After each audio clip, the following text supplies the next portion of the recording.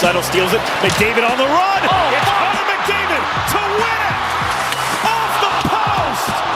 He beat Ingram on the stick side. He hit the bar and it stayed out. Here he is again. McDavid. This time he wins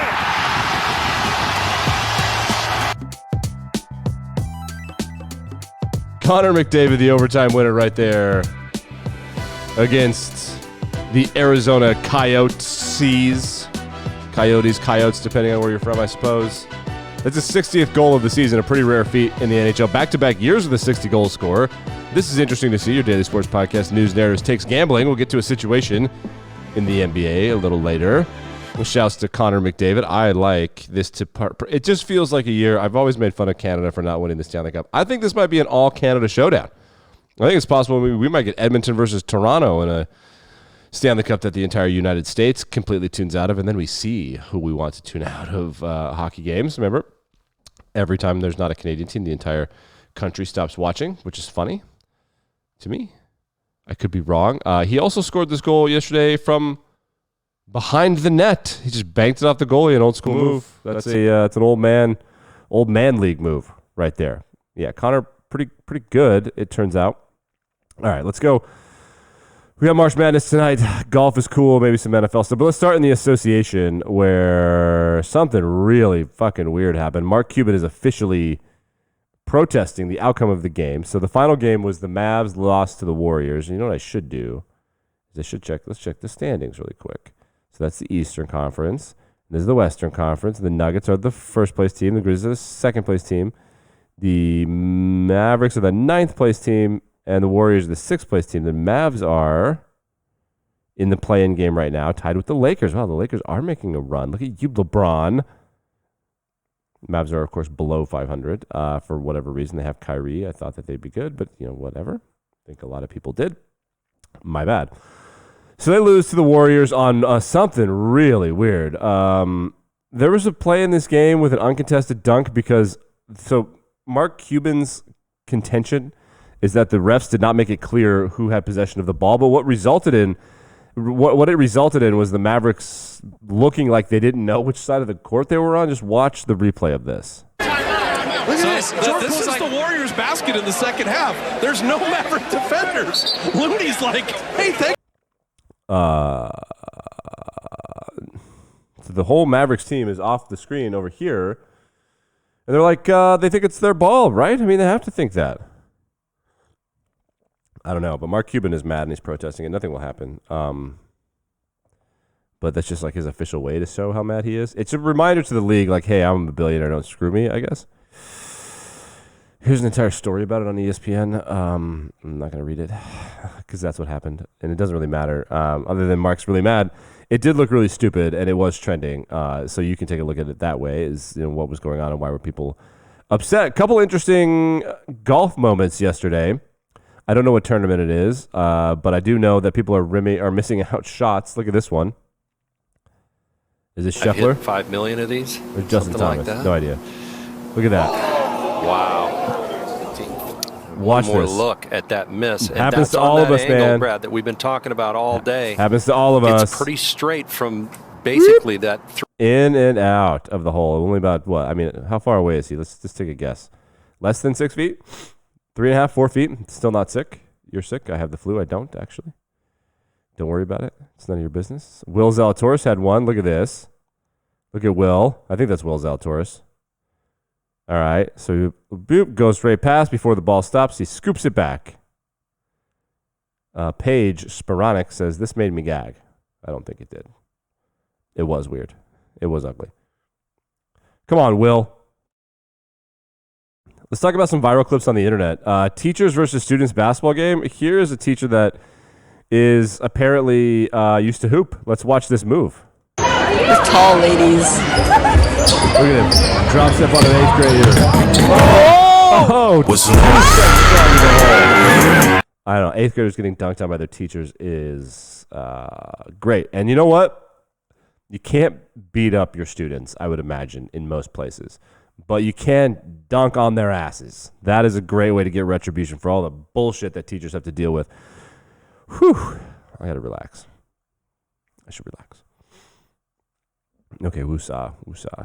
Okay, we're relaxed. We're not getting fired up over teachers. There's a debate in golf over which ball they want to use. We'll get into that as the summer goes on. Remember, we're going to take a hiatus in the summer. I think I'm moving. Yeah, so that'll happen. Had a big trade in the NFL yesterday. Kind of remember Elijah Moore talked a bunch of shit on the offensive coordinator. Well, Elijah Moore has been traded.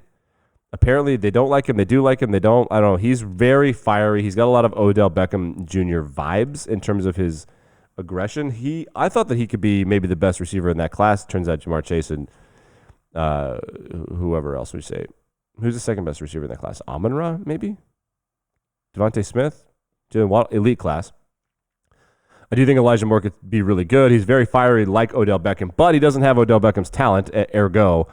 It's a problem. So Elijah Moore is sending the Jets are sending Elijah Moore and a third to the Browns for a second-round pick. Now the Jets have a second-round pick. They're trying to get Aaron Rodgers. It still hasn't happened. So this is really stupid. If you don't end up getting Rodgers, you just want to be deep. People are thinking that they're doing this to get like Randall Cobb or someone that Rodgers wants. They traded for Alan Lazard. Remember Alan Lazard from the Packers? They signed him or whatever. I don't get it. They also got Mecole Hardman. Who wants to listen to Scott Van Pelt host a national/international television show while losing his voice? To the NFL now, and while we all wait for the Aaron Rodgers to the New York Jets move to be made official, the Jets, my apologies again, this is going to be a problem for the rest of the show. I'll just do my best. They continue to retool the array of weapons that they will employ around whoever their quarterback. What a pro. One of the old guard still remaining. One of the old guards still remaining at ESPN. What a guy. So the Jets trade Elijah Moore. There's other things happening. Rumors that DeForest Buckner could be on the move. I don't know. A bunch of NFL stuff. As the NBA, the NHL, and golf really start heating up. Baseball is still happening. Paul Goldschmidt, who lost the world championship in baseball, said of a teammate, he better not bring his medal into the clubhouse, one of his Japanese teammates. He said, there are 18 guys in this clubhouse that played in the World Baseball Classic. This is why baseball sucks. Shut up, Paul. Should have fucking won if it's going to hurt your feelings. Shut up. Bunch of babies. How can you not be happy for your teammate? Yeah, man, bring your gold medal. Whatever it takes to make you feel confident. We're a bunch of bros in this house. That'd be a bold move to bring a gold medal. God, baseball's so dumb. What a crybaby move that is by Paul Goldschmidt. What a loser. I think, was that him that said it? It better have been him that said it, or I'm going to be, hold on. I got to fact check that because I want to, not because I want to be correct, but because I want to shit on the right person. I'm going to find it. But someone did say that about, I forget the guy's name. Is it Notebloom? I don't know. I'll find it for you later. Let's get to March Madness. Sweet 16 starts tonight. What's up? Basketball is back. Remember how we had basketball all day Thursday? Yeah, that's just literally a 2-day thing. It was really fun. So the first game tonight, 6:30 p.m. Eastern Standard Time, Michigan State versus Kansas State. I saw Kansas State play in person. I don't think they're very good. Michigan State is favored by 1.5. Let's go ahead and bring up the handy-dandy thing there on your screen if you want to watch on YouTube or Spotify. 1.5 point favorite. Over-under is 137. No, thank you. Arkansas versus Connecticut. Arkansas seems to be the team that ends up in the Final Four that's not like a top 4 seed. They just have the vibes. They're 4.5 point underdogs. They've been underdogs this whole time. They don't look scared of anybody. The SEC had a pretty loaded conference this year, so they've been tested. I don't know. UConn is an old guard team, so maybe if the players start looking at their jerseys. But UConn, we kind of thought of them as a blue blood, but they go up and they come back. I don't know. They're not what they were. Florida Atlantic, everybody hates them. I didn't realize everybody hated them. They're kind of cocky and running up the score and doing some showboaty shit. I think Tennessee destroys them. I think Tennessee could win the national championship. Yeah, Tennessee win the national championship. Gonzaga UCLA is going, for those of you that don't know, it's not AGA, it's not Nevada, it's not Colorado. Ada, Ado, Aga. Learn your Spanish. Gonzaga. So I think that Gonzaga would normally get their shit pushed in by UCLA, but they've had UCLA's best player got injured before the tournament started. And Gonzaga has Drew Timme, who's got like 35 years of eligibility. For those of you that don't remember Drew Timme, he's the guy in Gonzaga with the floppy hair and the mustache that looks like he's an extra for like a Will Ferrell movie. He is somehow still allowed to play in the NCAA. I think he's like 40 years old. I don't know. So I think that's why they win. UCLA is a better team. They have been playing okay without their best player guy, but not great. San Diego State's playing Alabama.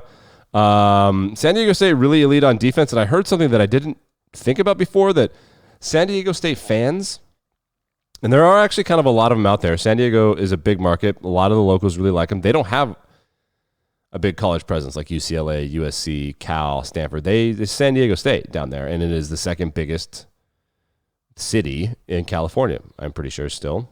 Yeah, people think it's San Francisco. It's not. The fans and the alumni thought that San Diego State had the best team ever in the preseason, which for people close to the program, I remember just very distinctly one time driving through Missouri to way to school, and I know no one cares about the story, but it's my podcast and you'll get over it. And listening to a pregame show about how good Missouri football was going to be, and I'm like, are these people serious? That was Missouri's first year in the SEC. They went to the SEC championship where they lost to Auburn in a one-score game. They were fucking amazing. That was Michael Sam's year. I think it was... Who was the quarterback? Was it James Franklin and someone else? Mock, maybe? They had dudes all over the place. I mean, Sheldon Richardson was on that team. Yeah, Michael Sam. Like, they were good. And the fan base and the people really close to the program knew it, and we're talking about it in the preseason. Apparently, San Diego State's been that way. They're 7.5-point dogs at Alabama. That's a fun bet. The juice on that is minus 112 to bet on San Diego State, which means I think that you don't bet on San Diego State to cover the spread. I think you bet on San Diego State to win. I don't think they're going to win, but that's one of the biggest lines of the weekend. Miami's playing Houston. Houston is, by many, Alabama and Houston are the heavy favorites. I think Houston just takes care of this one.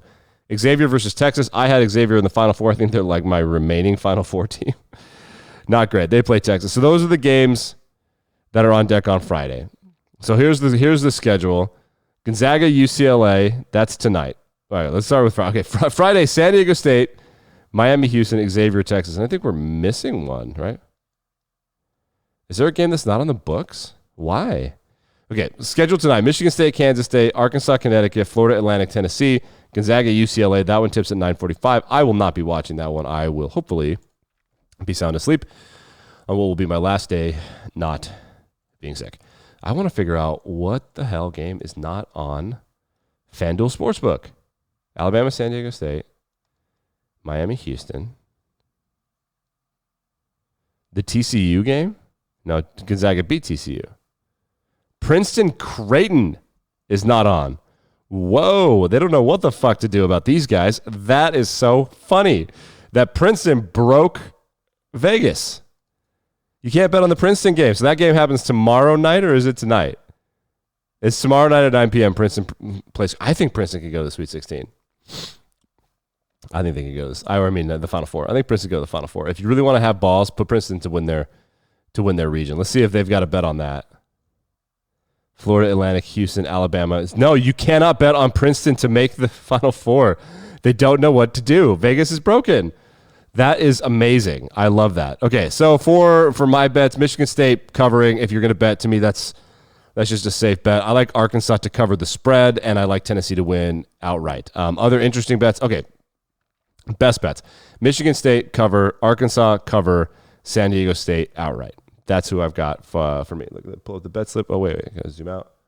And zoom out. Oh, wait. This is the wrong app. Whatever. So I like San Diego State outright. Michigan State to cover, Arkansas to cover. I like Tennessee to win the national championship. That would be a fun little sprinkle for you if you're looking to add a national champion in there. This Princeton shit, I got to start following this. This is so funny to me that the Ivy Leaguers have broke the odds makers. You can't bet on Princeton? Is this just a FanDuel thing? I don't know. Is there a piece of news I'm missing? I hope not. Jeez. It's crazy. Back and better than ever. I'm going to investigate this. I'll see you tomorrow.